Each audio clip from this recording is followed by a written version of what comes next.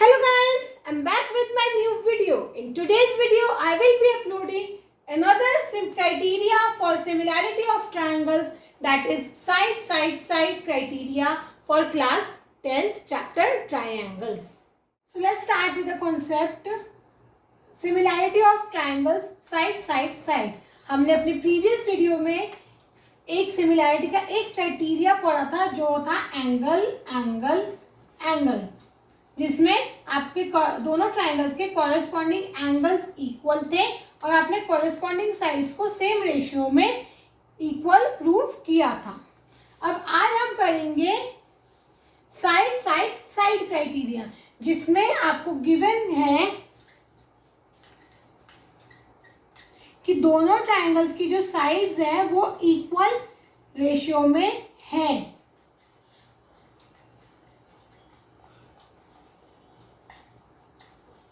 आपको प्रूफ क्या करना है? कॉरेस्पॉन्डिंग एंगल्स भी इक्वल होंगे, ये आपको प्रूफ करना है। इसके लिए हम कंस्ट्रक्शन करेंगे। क्या हमने ए बी सी को वैसे ही जैसे हमने लास्ट उसमें ए में किया था, हमने इसको उठाकर इसमें रखेंगे, ट्रेस करेंगे सच दैट डीपी जो है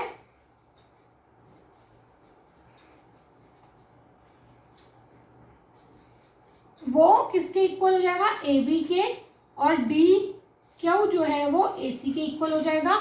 हम पी क्यू को ज्वाइन कर देंगे और जो पी क्यू होगा वो किसके इक्वल हो जाएगा? बी सी के इक्वल होगा, क्योंकि हम एज इट इज इस ट्राइंगल को ट्रेस कर रहे हैं। तो अब हम अपने दोनों ट्राइंगल मतलब ट्राइंगल ए बी सी और ट्राइंगल डी पी क्यू को कॉन्ग्रुएंट प्रूफ करेंगे। दो ट्राइंगल कॉन्ग्रुएंट कब होते हैं? उसके लिए उनको कुछ क्राइटेरियाज फुलफिल करने होते हैं, जिनमें से अपनी लास्ट वीडियो में मैंने आपको एक क्राइटेरिया बताया था साइड एंगल साइड। इसमें एक साइड एक के इक्वल, दूसरी साइड दूसरे के इक्वल, और उनके बीच का एंगल इक्वल होते हैं। आज मैं आपको जो एक क्राइटेरिया जो हम यहाँ पे भी यूज कर लेंगे, उसमें एक क्राइटेरिया यहाँ दोनों साइड और तीसरी ही साइड इक्वल होती है, जिसको हम कहते हैं एस क्राइटेरिया। तो अब हम यहाँ पे इन दोनों ट्राइंगल्स को कॉन्ग्रुएंट प्रूफ करेंगे, जिसमें हमें गिवन है ए बी जो है वो डी पी के इक्वल, हमने कंस्ट्रक्शन से निकाला। बी सी जो है वो पी क्यू के इक्वल, अगेन कंस्ट्रक्शन, और ए सी जो है वो डी क्यू के इक्वल कंस्ट्रक्शन से। तो हमने क्या निकाल दिया कि हमारे ट्राइंगल ए बी सी जो है वो कॉन्ग्रुएंट है। यह क्या कॉन्ग्रुएंसी का साइन है? Two triangle D P Q by S rule. इसके बाद मैंने एक चीज और बताई थी, कॉन्सेप्ट ऑफ सीपीसीटी, मतलब जब दो ट्राइंगल्स कॉन्ग्रुएंट हैं, फॉर एग्जांपल ये दोनों ट्राइंगल्स कॉन्ग्रुएंट हैं, इनकी तीनों साइड्स आपस में इक्वल है, तो इनके रिस्पेक्टिव एंगल्स भी इक्वल होंगे बाय सीपीसीटी। तो एंगल ए जो है वो एंगल डी के इक्वल हो जाएगा, एंगल बी जो है वो एंगल पी के इक्वल, और एंगल सी जो है वो एंगल क्यू के इक्वल। रीजन आ गया सीपीसीटी, मतलब ए डी के, बी पी के और सी क्यू के। अब हमने यहाँ से एक चीज प्रूफ कर दी, हमें क्या करना है? हमें तीनों एंगल्स इक्वल प्रूफ करने थे। हमने ए और डी को तो इक्वल प्रूफ कर दिया। मैंने क्या किया? मैंने इसको नाम दे दिया 1 और इसको नाम दे दिया 2। ये क्यों दिया? इसके रीजन आपको इस वीडियो के लास्ट में, जब इस कॉन्सेप्ट के हम लास्ट में पहुंचेंगे, आपको समझ आ जाएगा। अच्छा, अब हमें क्वेश्चन में गिवन क्या है कि ए बी जो है, A B upon D E जो है वो A C upon D F के इक्वल है, राइट? ए बी की जगह मैं क्या लिख सकती हूँ? D P upon D E is equals to D Q upon D F. मैंने कुछ नहीं किया, मैंने अपने इन दोनों कॉन्सेप्ट्स को लेकर ए बी और AC की जगह DP और DQ लिख दिया रिस्पेक्टिवली, राइट। अब मैं मतलब क्या है, DP अपॉन DE। जो हमने कन्वर्स थ्योरम पढ़ी थी उसमें हमने क्या पढ़ा था कि अगर एक लाइन एक ट्रायंगल की टू साइड्स को दो इक्वल रेशियोज में कट कर रही है तो वो थर्ड साइड के पैरेलल होगी। मतलब अगर एक ट्रायंगल है, इसमें एक साइड है और वो इन दोनों को ABCP क्यों, अगर ये साइड इन दोनों साइड्स को इक्वल रेशियो में कट कर रही है, मतलब AP जो है वो PB अपॉन AQ जो है वो Q अपॉन QC। अगर ये लाइन इसको कर रही है तो ये लाइन इसके पैरेलल होगी। ये हमने कन्वर्स में पढ़ा था। मैं अपनी वीडियो के एंड में आपको कन्वर्स ऑफ BPT का लिंक भी शेयर कर दूंगी। तो उस कॉन्सेप्ट कन्वर्स के हिसाब से हमें अपने ट्रायंगल में क्या चाहिए, हमें चाहिए DP upon PE is equals to DQ upon QF। लेकिन हमें तो DP अपॉन DE है। अब मुझे PE चाहिए, तो PE निकालने के लिए अब मैं बड़े में से छोटे को माइनस ही तो करूँगी। हमारा सपोज अगर ये DE है और बीच में ये पॉइंट P है, तो मुझे PE चाहिए, तो मैं बड़े में से इसको माइनस करूँगी तभी तो ये मिलेगा। मतलब अगर मैं इसको मैं कब माइनस कर सकती हूँ DE में से, जब DE ऊपर होगा। नीचे वाले में तो मैं माइनस कर ही नहीं सकती, तो इसीलिए मैं यहाँ पे इसको रेसिप्रोकेट कर दूंगी ताकि मैं इसमें से जब माइनस करूं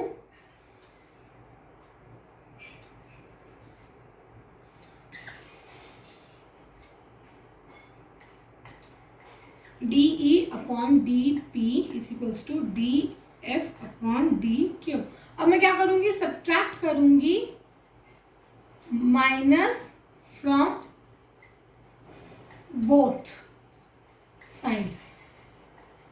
वो क्या जाएगा, DE upon DP minus 1 is equals to DF upon DQ is minus 1। मतलब अब मेरा क्या आ गया, DE और अपॉन DP। अब मैं -1 कर दिया। अब मुझे यहाँ पे एलसीएम ही लेना पड़ेगा क्योंकि फ्रैक्शन के केस में मैं एलसीएम ही लूंगी। मतलब यहाँ पे अपॉन में 1 है, यहाँ भी अपॉन में 1 है, DP है तो इसको DP से मल्टीप्लाई करा जाएगा, इसको भी करा जाएगा। 1 को DP से मल्टीप्लाई करूंगी, DP आएगा। मतलब हमें क्या मिल गया, DE minus DP upon DP is equals to DF minus DQ upon DQ। मतलब DE में से DP माइनस करूंगी तो PE मिल गया। ऊपर क्या आ गया, PE upon DP is equals to DF में से DQ माइनस किया तो क्या मिल गया, QF अपॉन DQ। इसको हमने वापस उल्टा कर दिया, DP upon PE is equals to DQ upon QF। तो by converse of basic proportionality theorem हमारा PQ जो हो गया वो पैरेलल हो गया EF के। मतलब जो PQ है वो पैरेलल आ गया इसके।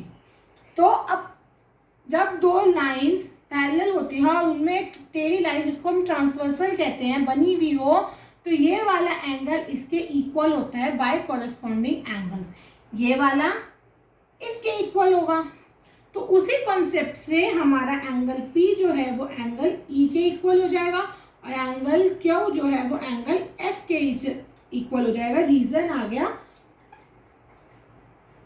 Corresponding angle. अब हमने यहाँ पे 1 और 2 नंबर दिए थे, हम इसको नंबर देंगे 3 और इसको नंबर देंगे 4।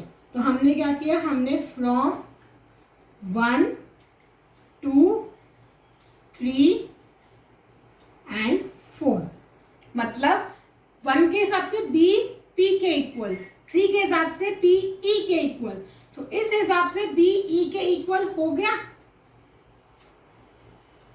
दोबारा बताती हूँ, हमने यहाँ CPCT में B को P के इक्वल बनाया था, राइट, बाय CPCT। यहाँ हमने पैरेलल लाइंस के चलते P को E के इक्वल बनाया by corresponding angles. B P के इक्वल, पी ई के इक्वल तो बी ई के इक्वल, मतलब मैं आपको बताती हूँ 1 2 के इक्वल, 2 3 के इक्वल, तो 1 3 के इक्वल, राइट। तो उसी चीज पे हमारे यहाँ पे बी जो है ई के इक्वल आ गया, और सिमिलरली सी क्यू के इक्वल, क्यू एफ के इक्वल, तो सी एफ के इक्वल, तो एंगल सी जो है वो एंगल एफ के इक्वल आया, और यहाँ पे हमने एंगल ए को जो है एंगल डी के इक्वल कर दिया। तो हमें क्या मिल गए, हमारे तीनों एंगल्स मिल गए, तो हेंस प्रूव्ड। इसके बाद हमारे दोनों ट्रायंगल ए बी सी जो हो गए similar to triangle D E F. अच्छा, मैंने आपको बताया था कि अगर दो ट्रायंगल्स को मुझे सिमिलर प्रूफ करना है तो मुझे क्या करना है, उसके लिए दो कंडीशंस फुलफिल करनी है। नंबर 1, जब दोनों ट्रायंगल्स के कॉरेस्पॉन्डिंग एंगल्स इक्वल होने चाहिए। नंबर 2, इनकी कॉरेस्पॉन्डिंग साइड्स इक्वल रेशो में होनी चाहिए, मतलब ये 2 4 3 6 4 8, मतलब इन सबका रेशो क्या आ जाएगा 1/2, तो सबका रेशो जो है वो इक्वल आ गया। तो जब दोनों क्राइटेरिया, दोनों कंडीशंस फुलफिल होंगी तभी दो ट्रायंगल्स सिमिलर होंगे।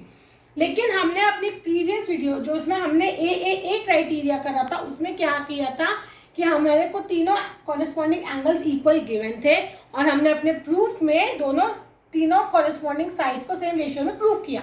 मतलब अगर कॉरेस्पॉन्डिंग एंगल्स इक्वल होंगे तो कॉरेस्पॉन्डिंग साइड्स इक्वल रेशियो में होंगी। यहाँ हमने क्या किया कि हमारी कॉरेस्पॉन्डिंग साइड्स इक्वल रेशियो में है, तो हमने तीनों कॉरेस्पॉन्डिंग एंगल्स को इक्वल प्रूफ कर दिया। मतलब कि दोनों कंडीशंस में से जो भी 1 और 2 जो दोनों कंडीशंस थी, उन कंडीशंस में से अगर एक भी है तो दूसरी ऑटोमेटिकली बाय प्रूफ हो जाएगी। नंबर 2 है तो नंबर 1 हो जाएगी, 1 है तो 2 हो जाएगी। मतलब अगर कॉरेस्पॉन्डिंग एंगल्स इक्वल है तो कॉरेस्पॉन्डिंग साइड सेम रेशियो में हो जाएंगी, और अगर कॉरेस्पॉन्डिंग साइड सेम रेशियो में है तो कॉरेस्पॉन्डिंग एंगल इक्वल हो जाएंगे। तो अगर आपके किसी भी क्वेश्चन में एक भी कॉन्सेप्ट गिवन हो कि बोले कि दो ट्रायंगल्स में कॉरेस्पॉन्डिंग एंगल्स इक्वल हैं, तो आप कह सकते हो हाँ वो दोनों ट्रायंगल सिमिलर होंगे। क्यों? क्योंकि हम प्रूव कर चुके हैं कि अगर तीनों कॉरेस्पॉन्डिंग एंगल्स इक्वल होंगे तो कॉरेस्पॉन्डिंग साइड सेम रेशियो में होंगी, तो हेंस आपके दोनों ट्रायंगल्स सिमिलर हो जाएंगे। I hope this criteria for calculating similarity of triangles, that is side criteria, is clear to you all. There is one more criteria, that is side angle side, which will be uploaded in my next video for class 10th. You will be notified for this new video only if you subscribe to my channel and press the bell icon. So please do like my video, share my video and subscribe as much as you can. So stay tuned. Bye bye. Have a nice